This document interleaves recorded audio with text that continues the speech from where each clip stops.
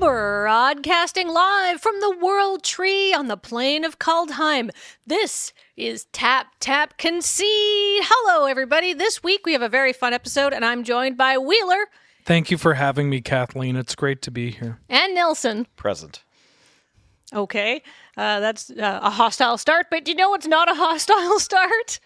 I don't know how hostile it was. I don't know. You were like, it's so nice to be here. And it's like, present. I mean, I didn't mean it. Oh, I'm sorry, Okay. Kathleen. Get ready for these comments. Thanks for having me, Kathleen. It's great to be here. Oh, now, you know what? You better read this. You let me know in the comments below what you would say if I randomly just started beef with you in the middle of a podcast. But you know who we don't have beef with? We don't have beef with any of you through your kind support of our Patreon at patreon.com/loadingreadyrun. We couldn't do this without you. We also have no beef with Card Kingdom. Well, with that one, No beef with Card Kingdom. I don't have beef with Card Kingdom. There are at least 5 people in this chat, in this community, that I have beef with. Yeah. They're donating to the Patreon out of spite, and we know it. Yeah. But Beef McRib is an outlier and should not be counted. Oh, Incredible. Anyhow, we love Card Kingdom, and if you want to buy any cards for a commander deck, or you're thinking, God, what Wheeler and Nelson are talking about is so good, I want those cards too, you can get them at Card Kingdom. And if you say, ooh, I want to tell Card Kingdom that that Loading Ready Run made me come here, you can use our affiliate link, which is just cardkingdom.com/LRR, and in your order field, you can say, Loading Ready Run sent me, button please. And I believe our most recent button says, life, laughter, land drops, which is, I think, something we can all get behind. All right. But what are we getting behind? I'm usually behind on land drops. Yeah. Yeah. Haven't had enough laughs today for sure. So many tears. Hostile work environment. Yeah. But hey, let's extend that hostility. Let's put you two in a combat battle. Okay. You two are going to draft style your favorite sort of modern draft format. So I have picked a number between 1 and 50, and both of you have to guess a number. You can guess first if you want. 39. Okay. 38. All right, well, the answer was 28, so Nelson wins because he was slightly closer. Guy hits me with the prices right. Yeah. I'll let you guess first. I know. Mean of you.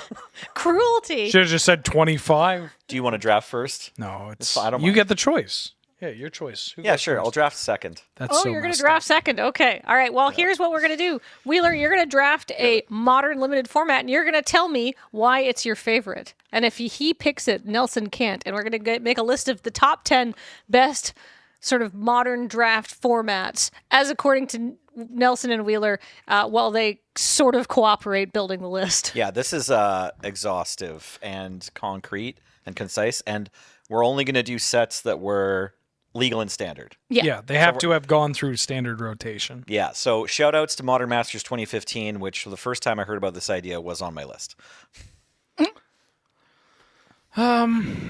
I am going to... So this is the tricky part, because I should maybe make picks that Nelson would also make. Yes. That's wise. But also, I feel like we might want different things from draft What if formats. Nelson spitefully just says Champions, betrayers. That's my pick. Ooh. Champs, betrayers. All right. Why is Champ Betrayers one of your all times? You picked it first. Because there's just so many different things that you can draft in that format. There's a very large asterisk that's looming up top, Okay. which is nobody opens a GT. If nobody opens a GT, I think that draft format is like pretty close to just perfect. Like, Really? you could just run it back constantly. Yeah, there's just like all the mechanics kind of work out pretty interesting in an interesting way. Obviously, because there's so much of casting spirits and arcane spells, you get like a added bonus to just like bad arcane spells or bad spirits, because you just need you could be drafting for a certain density. So you're not, even if you get like trash at the end, that trash might be usable. Right. There's removal across all of the colors, which is for that era is like not always the case. And the removal also tends to be at common. With like Ren Spirit, Ren Flesh. I mean, Glacial Ray is a bit of an abomination, but Glacial Ray is still, quite good. Soul Shift means that you got a lot of replay to some of your cards. Like you can make board-based trades and then get something back with Soul Shift. The equipment's kind of interesting, especially coming off of MD5. It rules. It's honestly a part of why I love Kamigawa so much. Other than it was the set I played when I was 13. It's just it was a fun. Like I drafted before drafting that, but I remember drafting Champs and being like, "Whoa, Kabuto Moth, Waxbane Baku." Have you Waxbane drafted Baku since then?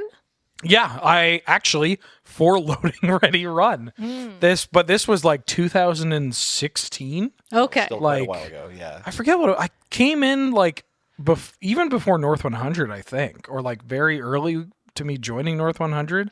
I forget why. I was at the studio for some reason, and people were drafting Champions of Kamigawa throwback drafts on Magic Online. And I remember like weaseling my way in, being like, "Oh, can I draft with you?" Ah. Yeah. Was it everything you had hoped for and remembered?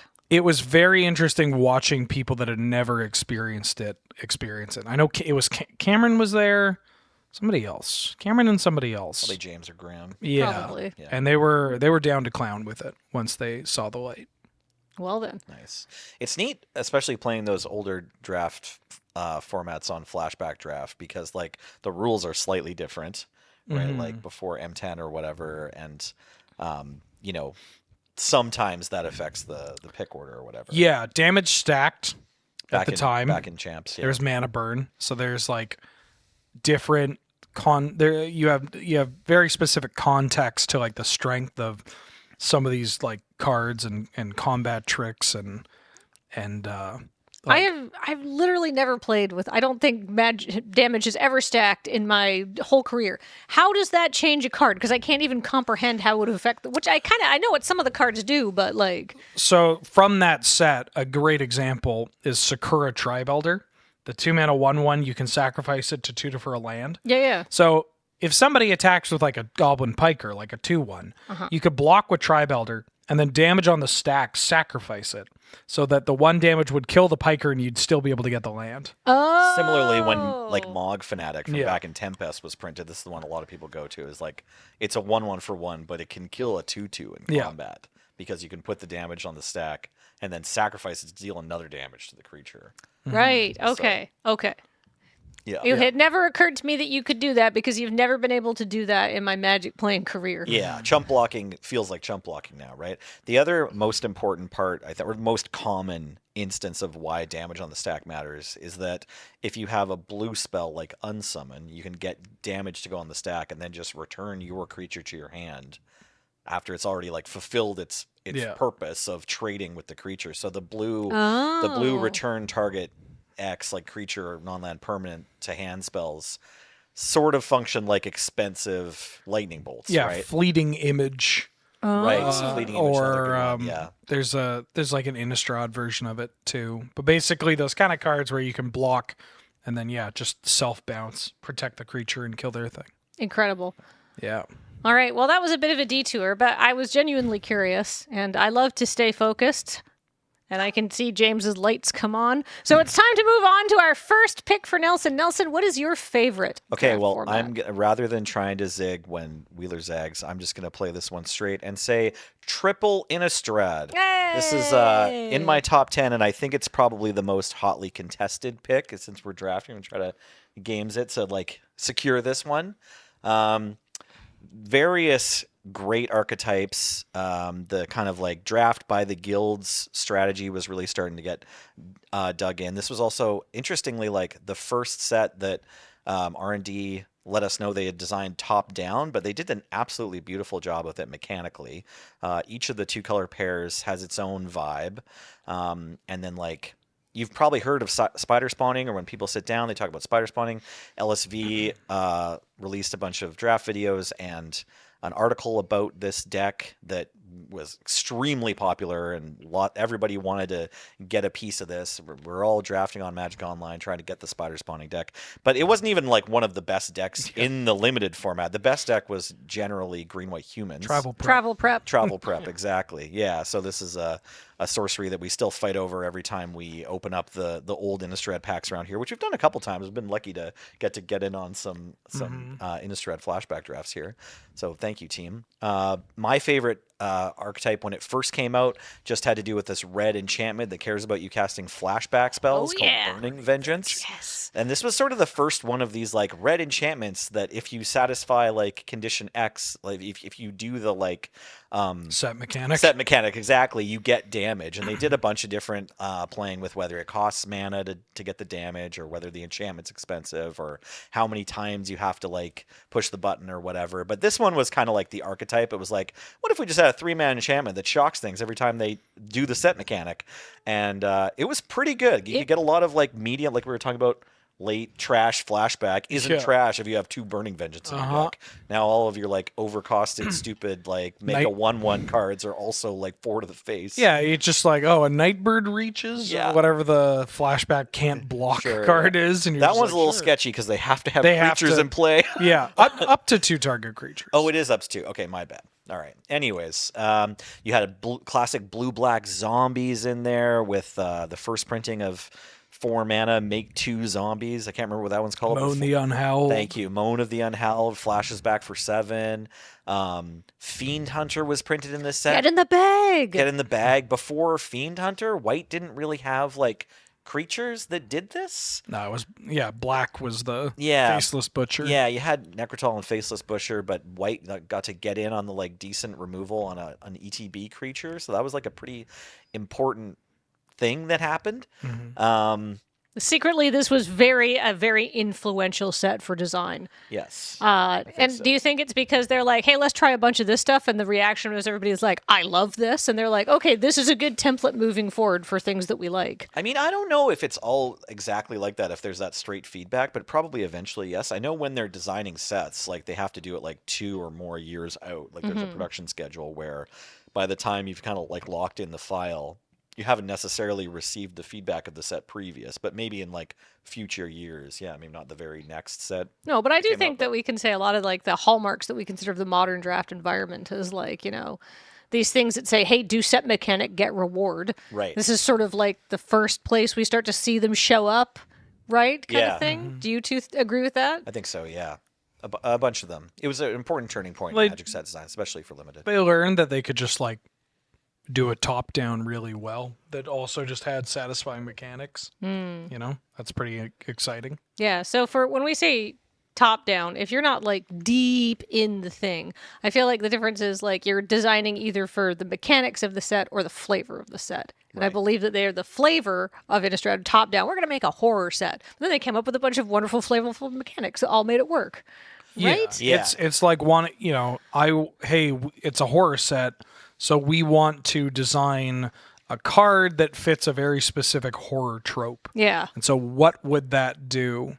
And you kind of build it off of that, as opposed to being like, the file needs a 2-drop uncommon red card. Yeah. What do we do? Right. Yeah, just because, everybody needs access to this many cards. Otherwise, the draft balance is like, it's off, right? And so they need another 2-drop, and it needs to be a good one. Yeah, the conceit is that either like the set needs to be built from the angle of how can all the cards serve the story we're telling and the flavor, or like what story do we need to tack on to all these cool mechanics we've made with the pieces moving around. And I think in modern design they probably have like a lot of back and forth because partly of the success of these top-down sets. I feel like it's kind of, I think any good design person will say that it's not that this set only comes from top and this set only comes from the bottom. It's like a dialogue now, probably, as it goes through development. Yeah, that's likely. Well, I'm getting off track again, and I can feel James's wrath from here. So I'm going to move on and say, Wheeler, what is your second most favorite draft format of all time? Among modern standard legal sets. Among modern standard legal sets. Yeah. I'm going to go with M10 here. So I know Nelson's going to want to take that one too. It was in the list, yeah. Yeah, M10 was the return of, like, it basically was just, hey, we redid Magic the Gathering. Like, it felt like such a kickoff point for, like, no, corsets stink, or like people aren't exactly excited about 10th edition or whatever. And it felt like you were actually playing a real set. Like, corset drafts before M10 were not good. Like we would do them because it was like, hey, there's a new set kind of, and there'd be like one event. Yeah. At RLGS anyway, and even the designers talking about them on the mothership, it'd be like, rather than just a list of cards that are legal and standard, we wanted to maybe try to design a set that people wanted to play. Yeah. And I think they really succeeded, because this was also the removal of damage on the stack and of mana burn, right? Yeah, damage on the stack, mana burn, I believe both left with M10, and they also fixed Death Touch. Yes. And lifelink? Yeah, and lifelink too. Well, I can't remember if that was the same time or they did it earlier, but yeah, a bunch of rules got updated in M10. A bunch of rules. A lot of rules that people take for granted as being very easy to intuit, whereas like Death Touch used the stack, lifelink used the stack, all these things, and could in fact stack itself, like multiple, like putting a Loxodon Warhammer on an Exalted Angel. You're going to get 2 separate triggered abilities to gain that much life. Oh, that seems like it makes it much more complicated. Yeah, every enchantment that said this thing has lifelink that you put on your creature back, it would be a separate instant of lifelink? Yeah, count all of them. Yeah. Wow, they don't do that anymore. Nope. Good riddance. Unless it's really special. And it seems very like straightforward, right? Like, oh, a thing with lifelink, you gain the life that it deals in damage. And Death Touch is like, oh, it just deals any amount of damage it's going to deal is going to kill the thing. Yeah. Like, that feels very straightforward. I also drafted the hell out of this set. Just like, there was a routine of playing an F&M, using our prize packs, going to the Bard's basement, and doing an M10 draft while getting real drunk. Then we played Rock Band, and then the DD took us to Burger King at midnight for 2 Whoppers for $5. And I did that every Friday for like a year and a half. This guy did this so much with his buddies that then I met them because they started showing up at YJ. Someone else had to buy the packs. It was great. Yeah. It and like, to this set's credit too, there were a lot of it was like they dropped a bunch of iconic cards, like a little bit like a Tales of Middle Earth or an Adventure in the Fallen from Forgotten Realms. Like, there's a bunch of just like, here's a bunch of regular magical world high fantasy tropes that we're gonna make into cards, like Ginny Weasley. Yeah. Sorry, Gin of Wishes is the name of the card. Yeah. And the acidic slime. Baneslayer Angel. So like, you had these rares that were really strong, which and consistently of high quality. Like, the rares in that set are consistently high quality, playable. Whereas previously that's not always the case. And you'll just like look at even like the previous set, like the 9th edition or whatever. There was 10th edition and then M10. Okay. Yeah, but even like, I guess Alara came out after M10. Or no, before M10. I think before. Yeah. Yeah. Is that right? M10 was in playing Cascade and Baneslayer. Yeah, it went M10 to Zendikar. Okay, is what I mean. But like, Alara, to Alara's credit, Alara also fixed this pretty well. But like, you look at some of the stuff in like Shadowmoor and Eventide, and there are rares that are just like unplayable. Right, like this is a bad uncommon or whatever. They're so trash. But the rares in M10 felt fun to play, powerful, but also not impossible to deal with. Like, one of the hardest things to get off the table wasn't Baneslayer Angel, it's Cudgel Troll. Just like a 4-mana 4/3 that regens for 1. Ooh. Yeah, regeneration mattered in that set, as opposed to like back in the day when lots of creatures had regeneration, but all the removal spells said that regeneration doesn't work. The Cudge was big. Yeah, this one you would pick above a bunch of rares, but like, a lot of time in M10, if there was a rare in a pack, you could pick it and then try to build your draft deck around that. And that was kind of nice. The other thing about M10, like, the drafting portion wasn't that hard. Yeah. It wasn't meant to be very difficult to draft. It was meant to be easy to draft so new players could get into draft. And we hadn't had that yet, ever. Really? That was the first time that they're like, hey, let's make this like inviting. Yeah. Right before I started playing. Draft had been like totally gatekept by the like top, like the more Really? experienced players. Yeah, absolutely. But then when M10 dropped, it was like anyone can draft. You can draft for fun. And it wasn't unsatisfying. Like, it's not like you're just sitting there and being like, I'm picking the ones that are these colors. I remember because like I started playing right as Zendikar came in, and tried standard and did not like that, and then started drafting. I don't really have like fond memories of drafting the set or any like specific memories of drafting the set, but I'm feeling nostalgic now when you're talking about it. I probably drafted the set. This was one of my on-ramps. Honestly, it should have been, yeah. This is one of those sets where I don't think the boxes are honestly that expensive, and would draft it in a heartbeat. Really? It would just be a fun thing to draft on like a Friday Night Paper Fight, because it's just so like clean.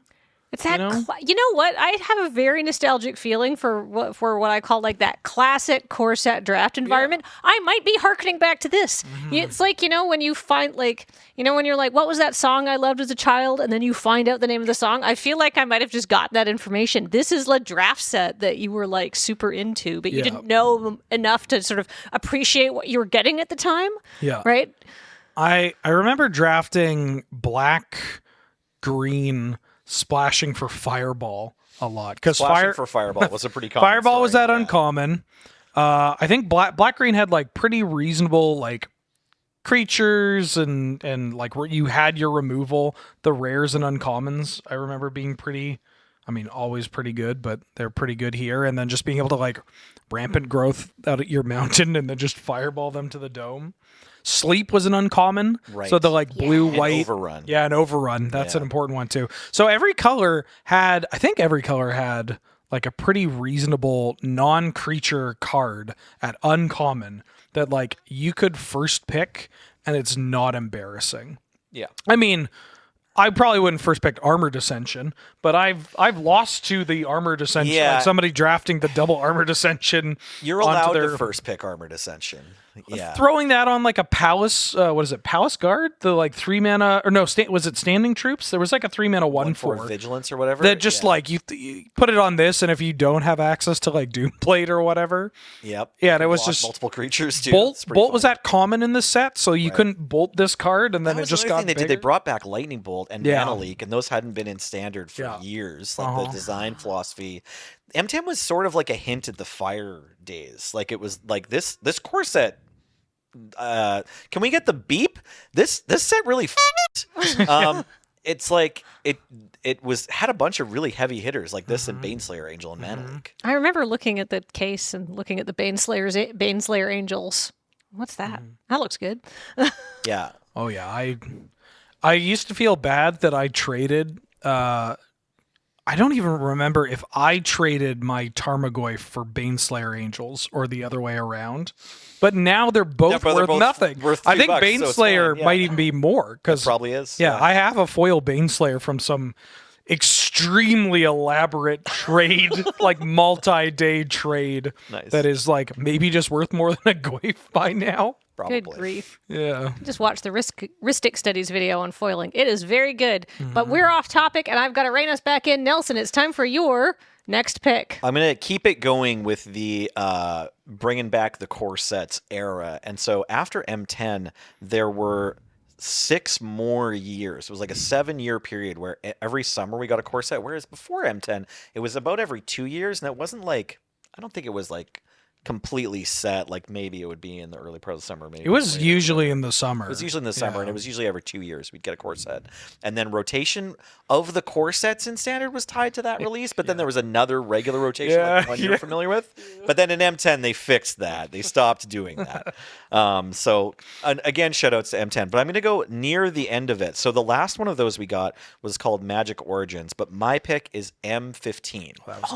So this was another. Every year these sets came out, they were a little bit different, but they were a little bit the same too. Like they kind of gave us this cool gradient of like, here's what the core sets from 2009 when this one first came out up until summer of 2015 when Magic Origins dropped, and they were like, hey, we're not going to do these sets anymore. Now we're going to move to having in the summer there'll be something like a core set, but it won't be called a core set, and it'll be like Tales of Middle Earth or Adventures in the Forgotten Realms or whatever, or they'll just be 4 sets sets tied to a block that year. Yeah, the core sets, I feel like people were getting a little, because they weren't part of the overall story. Any, like a core set would have something from a variety of planes, and you could see any creatures and stuff pop into it because it wasn't like tied to the story. So they could feel a bit more scattershot, and some of them were really good, and some of them were really slow and weird, and some of them were like really fast and not as fun as I recall. And so people were like, ugh, kind of by the end of core sets. The other thing you got to remember is back, a decade ago when these were coming out,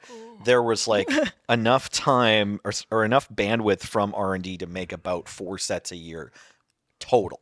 Whereas today, if they were like, hey, we want to add a 4th set for this long story we're telling on, Zendikar, it's going to need 4 sets long to do it.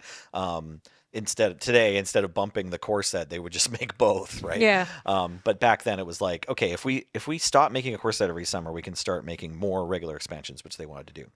So getting back to 2015, or Magic Core Set 2015, it had a cycle of uncommons that were very well loved, where it would be an allied color activated ability along with a static ability on an uncommon creature.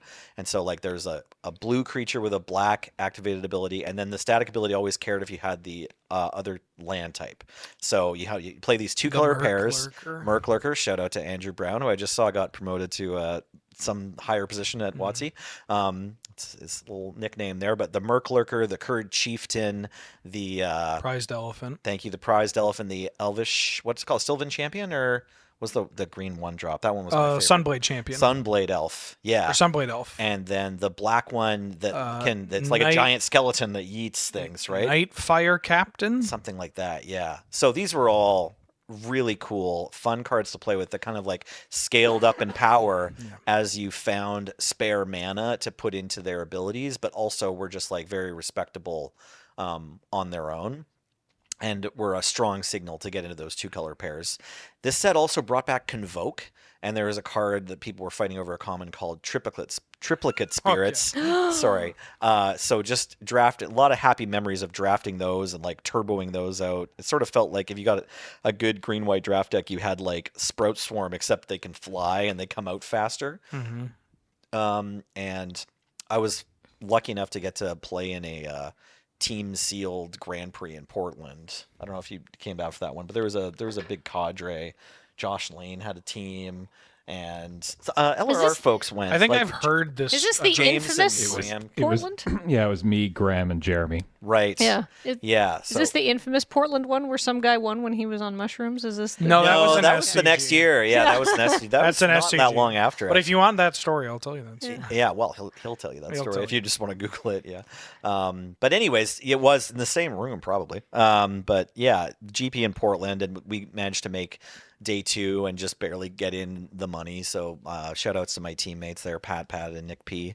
That was a great weekend. So a bit of a sentimental trip, but this set also just was really deep. Like after I've shown you Fester Gloom, you're probably not too surprised to learn that throughout the course of the format, we all figured out that, I showed you Triplicate Spirits, this card that you normally wouldn't think very much of, but it's 3 mana in black at common sorcery. All creatures get -1/-1.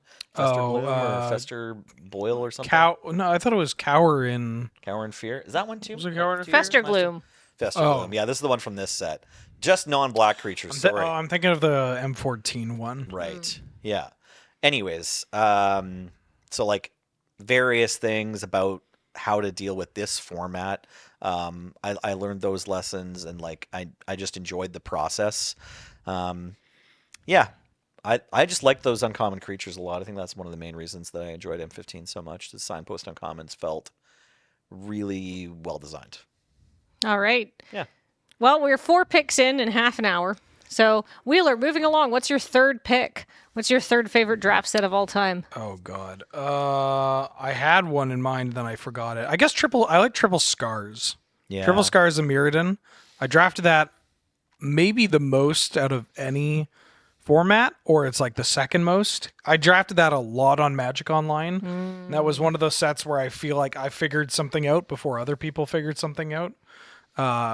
Because there were 2 primary camps of like you drafted red-white, or you could draft like red-white, Boros Sea, Metalcraft, Galvanic Blast, and go fast stuff, or you could draft like you could have the poison deck, or be red green like every shatter kind of thing, like red green. Oh, that's the format that Red Green Dinos came out of. Yes. That's right. Yeah, and But that was a second wave deck. Yeah. That was part of that second wave is I capitalized on. I was drafting a lot of red green and a lot of green white as well, very similar to the Dino deck, with very little pushback. Like I just found like I could always get the cards that I needed, be them the uncommons, be them just like the role players. Like there's a card called Molder Beast that I love. It's a 4 and a green for a 5/3 that has trample. And when an artifact is put into the graveyard from play, it gets +2/+0 until end of turn. And you would just kill people with this card. Yeah. You would like panic spell bomb. They can't block. This hits you for 7 or whatever. And yeah, you put like a Stratascythe on this if you opened it up, and they're just dead. If they attacked you the same turn that they cast this, it was real bad. Yeah. Like if they were able to attack and develop a Molder Beast on the same turn, you were in trouble, and you just kind of needed to be able to kill this thing right away, or probably whatever garbage artifacts they had were going to turn into you being dead. Wow. Yeah, I really like that format. It was very like, I hold it at a place in my heart because I feel like I was ahead of the curve on the second wave deck. Yeah. And was just like, oh my God, you can do this? Like you can like figure out like that these formats are like they're kind of living, breathing organisms, right? New strategies pop up, there's a reaction like the Douse and Gloom kind of, or the Fester Gloom. Fester Gloom, That's right, one. the technology inside the limited format of going like, we should main deck Fester Gloom. Yeah. If the opponent doesn't have Triplicate Spirits, maybe we have a blank. Yeah, well, and I'll live with that. You know? And it's not like a product. There wasn't as much conversation going around, or there wasn't as much just like data around for people to misinterpret. And so like you just got something where you would pick up these strategies and card evaluations because either the really good player at your shop told you, or a pro wrote an article or something. Yeah, and where you just went for it and then you won your draft and you're like, that Wait, felt good. Oh, I got away with it. And then you try it again. You're like, oh, I can get away with this. Yeah. It's like, I just thought I had to put it in because it was a playable. Yeah. Turns out it's actually sick as hell. Yeah. Yeah, it's just like, I guess this Sunspear Shikari is just, a grizzly bear is going to trade with a lot of their stuff anyways. God forbid you put a, what's the suit? There's like the Copper Carapace. Right. God forbid you put the suit on it, which is just like, this thing can't block. It's like, I'm not blocking. It's not going to block. Not blocking anyways. Yeah. Yeah. Incredible. All right, Nelson, your number 3 pick. My number 3 pick is Call Time. Oh. This set came out, what was it? Was it the fall 2020 of the pandemic, right? Was it that set? 2021. It was winter 2021. No, January? yes. Yeah. January 2021. February, yeah. I mean, So January and February is also winter. Yeah. we had settled into being home a lot. My kids were back in preschool sometimes, and so I had a certain amount of time on my hands, and a lot of Twitch streams on my home channel, and I just fell into this set. Like I wasn't usually drafting the thing that was the best in the format. Like the format was sort of solved. It was like, yeah, you want to be Boros aggro, or like keep in mind that the dwarves are going to attack you. Yeah. Right? Like that's what you got to be watching out for. That's the boasting all the way. That's what the good thing to be doing. But Nelly just wants to draft the green 5-color deck every time, and I had a tough time not doing that, or at least Sultai. And this format kind of essentially, it sort of beat me. Because it was like, I could have packs where it's just like, hey, there's a 2/1 that leaves a 1/1. Okay, so when I was drafting Call Time, I have fond memories of picking up like Frost Augurs or whatever they are. Augur of Frost, that's the name of the card. And then you could do all sorts of degenerate snow things if you picked all of the snow mana. I guess maybe we're kind of doing the same thing as you, right? Yeah, so yeah, the big blue payoffs for snow usually wanted to like line up with these green ramp spells. Although you could have, any 2-color deck would be fine too. There's plenty of signpost uncommons. It's just whether you wanted to just like get in your lane and do what that's supposed to be doing, or go the full greed and try to take the best card out of every pack. But yeah, like the packs would often give me like, here's a perfectly reasonable 3/3 haste for 3, and like I'm just slamming the Fertile Ground for 3 mana, whatever it's called, Verdant Haven. I don't know all the names of the enchantments that fix your mana in green across all the sets. I can't keep them straight, but I just had a lot of fun with this one, and I managed to win enough on Arena that I could keep going. So yeah, I think I have pretty close to a full set of Call Time. Yep. Wheeler's completely silent. He's just like, I hated Call Time. I'm mostly just thinking about how I also am not the biggest Innistrad fan. We weren't going to scrap over this. Yeah, I know. That's what I might have picked M10. I thought about M10. I'm like, I should go M15 anyway. Yeah. Yeah. All right. So all right. On pick 4. Now we're getting into the stuff that you don't both agree on. So I'm curious. Is this one going to be another one that Nelson's like, PU? No. MD5 is my pick 4. Mirrodin Darksteel 5th Dawn. Degenerate. Yeah.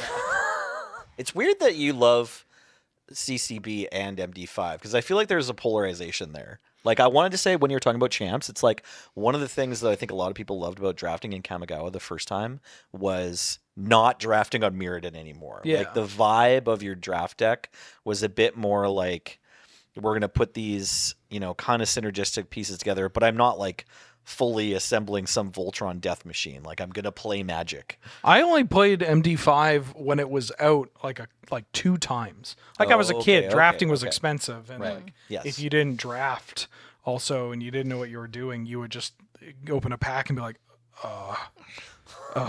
why are all the cards gray? Yeah. But MD5 would get flashback drafts quite often. And that was like I love original Mirrodin. It's one of my, childhood sets. And so I was like, oh, I'll draft this. I heard good things. Magic players, good Magic players that are local, like Josh Lane loved MD5, would always speak highly of it. And so I was like, yeah, I'll give it a shot. And it was just one of those formats that every time it came around, I was like, ooh, MD5 flashbacks. Yeah, it's just, it can be degenerate. What's the most degenerate thing about it? Well, probably the affinity cards. Yeah, the affinity cards are pretty good. There's a lot of artifacts. There are a lot of cheap artifacts that you just play so that you have enough artifacts for your affinity cards. But you can do some, as the additional sets came out, it became less of that. Like you can, you have that, are you an artifact deck or are you a keep them honest deck? But then they started to bleed kind of together, and there's like this in the middle kind of spot where like, yeah, you'll play out some cheap artifacts and you'll make sure to get that Iron Mirror on the table as soon as possible. And then you're casting Reign of Rust, or you're casting Grab the Reins, and like you're ramping to, I don't know, like a Betrayal of Flesh, or Betrayal of Flesh is actually one that I if we can get that on the screen, because this one, the kids don't know about Betrayal. They don't understand, and they shouldn't have to. But no, yeah, take a look. 5 and a black for an instant with Entwine. So Entwine is you pay an additional cost, and instead of the choose one, you get to do both. The Entwine here is sacrifice 3 lands. That's a lot. So 5 and a black instant, choose one, destroy target creature, or return target creature card from your graveyard to play. And it's an instant. Entwine, sack 3 lands as an instant. So instant speed, you kill their best creature, then reanimate your best creature, and then kill their second best creature. Yeah. And it doesn't matter that you sacked lands. You're on it. You're going to attack them for lethal next turn. Yeah. The blowout potential on this one was pretty insane. Grab the Reins is kind of similar. These are cycle, aren't they? Grab the Reins, Betrayal of Flesh, and 1 dozen eyes. And the white one that pumps all your creatures and gives them lifelink. Oh, Stir the Pride. Stir the Pride. Yeah. They're all a cycle, aren't they? Grab the Reins, 3 in a red, instant. Choose one. Until end of turn, you gain control of target creature and it gains haste. Or sacrifice a creature, then grab the Reins deals damage equal to that creature's power to target creature or player. So Entwined, instant speed, you steal their best creature and then throw it at their second best creature. It's 7 mana, but you also have the flexibility of just like, I don't know, I have this A-Tog or this Megatog that is gigantic and I'm just going to throw it at you. Yeah, or it can go face. Like you can't just fling for the win with this one. Yeah. or active treason for the win if you need to. Yeah, and you had like spell bombs and chromatic sphere, pentad, prism, like ways of like kind of cycling through your deck and doing stuff. By the time I started playing Magic, they'd make you have to have 2 cards to do that. Yeah. Sure. Yeah, that's true. It's funny because like back then there were a lot of these cards and then also cards that you probably shouldn't play in your limited deck ever in the packs. Like these were the days when like draft was a bit more gate kept by the like players who knew how to win at draft. And like I went this set, like the MD5 specifically, like I drafted almost every week at YJ. And this was like me like cutting my teeth. Like when I showed up in September, I was like taking all of the terrors, and then my opponent's creatures were all artifacts. And then by the time Champions came out, I was like, okay, I have like something of an idea of what a draft deck should look like. Like I should play 17 lands. Like that's I remember one of the first flashback drafts I did. I was like, oh, I get a pack one, pick one Triskelion. Right. And I'm like, okay, this has got to be a really good start. It's a rare, it's artifact, ping stuff. It's got to be great. And then I got past like a 5th pick Blinding Beam, and I was like, oh, this card is absurd, right? But like, surely this isn't open. And then I got past the 6th pick Blinding Beam, and I'm like, oh, they don't know what they're doing. I also don't know what I'm doing, but I at least read an article somewhere that says, pick this Blinding Beam, please. Do you know what I know what I'm doing? Just moving us on to Nelson's 4th pick. We're on a time limit. Because that's true. I've got somewhere to be. So let's talk about Oath of the Gatewatch. It's pretty much my favorite set in Magic's history. I just love the way that they wrapped up a 6th color of Magic into all of what we'd already done, like the hidden 6th color of Magic. I thought it was really beautiful. But the limited format was fantastic. Like you have Null Baloths, you have allies, you have Surge cards. I don't think Surge actually likes this format that much, but the Surge cards were pretty cool. I liked drafting the Surge decks because you get to have all these turns that feel like I'm a clever Storm player, but it was balanced. You keep playing after you get your mana reduction on something like I want to say Valakut Tyrant or something like it was like Crush of Tentacles. Yeah, Crush of Tentacles. Well, I mean, those are big, heavy hits, but what were some of the common Surge cards? Like, there was something that, like, tapped creature into a card, like a Frostbreath. Oh, yeah, that had Surge for only, like, 2 mana or only 1 mana. Yeah. So, sorry, James, trying to make you find these cards, but there we go. Containment Membrane's a great example. So, a 3 mana keep it from untapping enchantment that doesn't even tap the creature in question. Like, it has to go on a creature that already attacked you or something. Not very impressive, but for only 1 mana, now suddenly the tempo is like you can get if you're racing with your opponent, but then you just cast two spells in a turn. One of them takes out their creature for 1 mana. Like that's pretty exciting. Is this the one you were thinking of? Yes, I was trying to think of Grip of the Royal. Yeah, this is a classic fitted into your deck, and this one's fine. It's only 1 more mana without Surge, I think, because it draws a card. They didn't want to make it too cheap. Jwar Isle Avenger. I remember liking that card in this format. The 5 mana 3/3 flyer that has Surge for 3. Right. Yeah. This one was pretty exciting. Yeah. There was also 5 mana, deal 4 damage, but Surge was only 2, so you got to play like a Lava Coil essentially. Like Claws of Valakut or something. No, Claws of Valakut's an enchantment from World Wake that gives +1/+0 for each mountain you have, and maybe First Strike. Yeah. Yeah. But I can't. It's something like that. It's like something Stones of Valakut. Right? Yeah, like the mountain is hitting you. Anyways, so I liked those decks. I liked the greedy recurring Null Baloth decks. I liked the black-white Vampire Allies decks. Oh, I love the black-white Vampire Allies deck. Yeah, you get your Ondu Cleric and your Vampire Envoy, and suddenly you got an Extort Stew going, baby. I remember drafting a deck that was like red-black, and I overrun my opponent game 1, like I just trample them. Game 2, they're like a grindy, slow, kind of control the board, cast, Planar Outburst or whatever, the Awaken Wrath and stuff. Okay, yeah. And they had that blue-white uncommon that has the like Temporal Spring or whatever. And I remember siding in 3 Consuming Sinkholes. Whoa. Which is like 4 mana, just 4 to the dome. Okay. Or exile a land creature. Yeah. Target player. Yeah, target player. I was like, well, you know what? If they're just going to Wrath anyways, it was like get them to 12. And it was like sinkhole. You know what's funny? Sinkhole. This- Sinkhole. I don't know if I ever brought this card in, but like if they have a ton of Awaken cards, sure. But wasn't Awaken in the other set? Were you drafting? I thought this one was meant to be drafted just by itself by this point. I thought this was Did we have BFZ plus this? It says land creature on here, so No, probably. we did BFC Oath. Okay, Yeah. fair enough. That's fair. Yeah. Gosh, I'm old. Yeah. Anyways, I didn't even mention the Eldrazi, but they're there too, and there was a bunch of really fun Eldrazi in Oath of the Gatewatch. You didn't have processors anymore. Instead, they were better, basically. The processors were like, okay, this is clever. It's an interesting piece of design space, but it's also kind of annoying. Every time you have a processor and not a card from Exile to put in, you're like, ugh. Okay, what's your fourth favorite set? Oh, yeah, you have to ask. That was the fourth pick, right? Wasn't Yeah. it? So this is. But I went first. Didn't I? No, I didn't go first. No, you went did. First. So now we're I on your wanted that last roll and then picks went each. second. But before we get to that, I want to say I don't want just like, oh, this is number 5.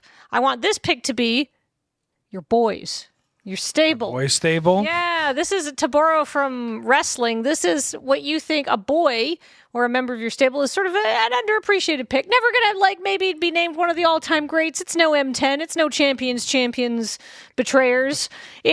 But you know what? A solid underappreciated set. Fun to draft. A good lad. No, I got the ultimate boy in my stable. All right, what's your boy? Avacyn Restored. I will stan Avacyn Restored to this day. There's like 5 people that like it. 2 of them work in this office. I love it. It got so much crap, but I found that format to be more like a living, breathing organism than people gave it credit. Like I found that was a format that at the beginning people were like, it's just druids familiars everywhere. Right. And it's like, yeah, that's really good. But like, it's not all druids familiars. You can do like mono black was quite good. That was a thing where people were like talking about how, what do you pair black with? You could do mono black, you could do black green. A deck that I called Dragula was black green. Kudos, that did happen. Yeah. Black green with Timberland Guides and Driver the Dead, who is the titular Dragula. The 4-mana 3/2, when he dies, you get to reanimate a 2-drop. Yep. Just a Now, a bunch of 4-mana 3/2 that reanimates a 2-drop doesn't sound super exciting. Yeah, but this card traded and then got value, and like you could have the 2-drops with an ETB, or like it just ensured that you had a body in play so that your follow-up soul bond creature could like pair with it. True. I'm just saying haters going to make some valid points about this card. Oh yeah, I understand this draft format is far from perfect, but there's like some cool stuff that you can do. I drafted a lot of mono black too. People thought black was the worst thing that you can do. Yeah, but if you're the uninterrupted mono black drafter, then absolutely. And one of my favorite drafts I did had there's a card called Treacherous Pit Dweller, which is like 2 black for a 4/3. When it ETBs from a graveyard, target opponent gains control of it. And the removal was not great in this format, admittedly. I had a deck with 2 of this and 3 Bloodflow Connoisseurs. So Bloodflow Connoisseur is a 3-mana 1/1, sack a creature, put a 1/1 counter on it. So you would just get the 4/3 in play that like most decks cannot deal with. And then you play the Bloodflow Connoisseur. And if your 4/3 dies with the it undies and comes back, and then with the like exchange control trigger, you just sacrifice it to the Connoisseur. So you kind of get to mitigate that downside. right, yeah. Yeah. And you pay 3 mana for a 1/1. I might have liked the format if I sack could have of it. figured out how That's to draft the Thatcher's Revolt deck correctly. Oh yeah, and we didn't even get to the old piss on Margaret Thatcher's grave. Yeah. That's the what name we of your called deck. it. yeah. The Revolt, 3-mana sorcery. You make 3 1/1s with haste. Sack them at the beginning of the end step. Oh yeah, you can. But there was also like a ritual and like a way to draw cards. Battle I think Hymn. like there was the whole way to like storm human. Battle Hymn, with Mass haste. Appeal. Mass Right. Appeal is the 3. Battle Hymn is 2 mana instant. Add red for each creature you control. Yeah. Mass Appeal is 2 and a blue. Draw a card for each human you control. Right, So you so- could kind of pop off. Yeah, That's sick. If you ever manage to cast all those spells in the same turn, like hopefully you're winning that game. But if you're me, you cast all 3 of those spells in the same turn, and then you just like stare at a bunch of lands and attack your opponent for 3. I remember drafting a blue-white deck that had like killed them with Dreadwaters and Otherworldly Atlas, so like a mill deck. But like Dreadwaters is terrible. It's 4 mana sorcery. Player mills X equal to the number of lands you control, and so like, how are you going to get to that many not lands? great. It's Yeah. not great. But you open a Terminus and All right, we got to move Seraph on. of Dawn. Seraph Okay. of Dawn. No, we got to stop talking We've about got the to set move on history. so we can get Nelson's. Give me your boy. Give me Okay. your underappreciated thing that's maybe only that you like. All right, underappreciated. So I was going to do one of 2 Ravnica sets here, either Post Ascension, which has a lot of love in the past. We've already talked about Champs and Kamigawa, and Mirrodin. So let's say Ravnica Allegiance. You good? I was going to write down what my guess was, but it wasn't Triple Shadowmoor.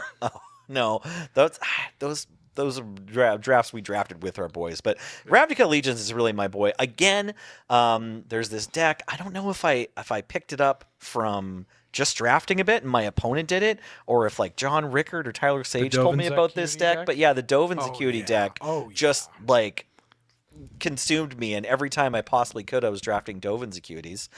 This is an enchantment that says if you cast an instant during your main phase, you can return it to your hand. It costs 1, a blue, and a white, and it gains 2 life and draws you a card when it ETBs. So you just get to play this with a bunch of stupid shit that doesn't do anything. Clear the mind. And you clear the mind so that you put all your stupid shit back in your library, and you just gain a bunch of life, draw through your deck. You usually play some walls and just try not to get killed by whatever your opponent's doing. There's a common 1/4 flying with vigilance, so you can like block a bunch and just. Sometimes you would aggressively mill them, but most of the time you just kind of like move some stuff around from different zones, try to be at a high life total, hold up a cancel. Oh, right, the cancel was a mill card. That's what it is. You just won with Thought Collapse. That was what you did. You just wanted to have at least 2 Thought Collapses in your deck so that you can like counter whatever they're going to play that kills them. It mills them a bit. You kind of forget that you cheated ahead at milling a little bit because the way the games went, it felt like you were naturally milling them. Yeah. You just like cast some stuff every turn if possible, gain some life, draw some cards, make sure you don't mill out, and eventually they mill out. The set was great. It was fun. Big fan. Yeah. Big fan of Ravnica Allegiance myself, personally. Also, the Gates deck, obviously. Shout out to Oh, yeah. Gates Ablaze and the Colossus, and of course the Sheep. Gate Colossus. Drafted the High Alert deck a lot too. Yes, the high. There's multiple blue-white weird decks. So lucky to be a Azorius drafter in Allegiance. I feel like that's the mark of a good format when you're like, oh yeah, that deck. Oh yeah, that deck. Oh yeah, that deck, right? Yeah. You know, there's distinct playable archetypes. The fact that you could draft 2 blue-white decks in a row and neither of them are the same. Like, that's just, you got diversity across the format, even within the same color pairing. Yeah. It's pretty nice. All right, so from top to bottom, to wrap us up, champions, betrayers, M10. M15. Well, it was M10 first, wasn't M10. it? M15, M10, Triple Innistrad. Triple Innistrad. That was your first one. DK5 or MD5. MD5. Donkey Kong Country. 5 Donkey Kongs. Call time. I Over would the draft 5 Gatewatch, Donkey Allegiance. Kongs. Yeah, I feel like Yeah. I feel like a better host would be taking notes, but maybe you were taking notes in the comments. What are your favorite draft sets of all times? What are your boys? Give us your stable. What's your boy stable? Yeah, look yeah. like? Shout out to OSW Review for us to steal that idea that they had for this. But let us know below. But that about does it here for Tap Tap Concede this week. Thank you so much. This was a really fun discussion. I've been Kathleen. Joining me was Wheeler Thank you for having me, Kathleen. It was great to be here. and Nelson. Oh my gosh, Kathleen, this was so much fun. Thank you and everyone else here. That seemed very legitimate. And I want to say thank you so much to CardKingdom.com for sponsoring our natural, not at all scripted friendship Magic the Gathering podcast. You go to www.cardkingdom.com/LRR and say loading ready run sent me button please, and they'll send you a 1-inch button that says life, laughter, land drops, or something else. And of course, you and your kind support of our Patreon at patreon.com/loading ready run. Thanks so much. We'll catch you next week. Bye-bye.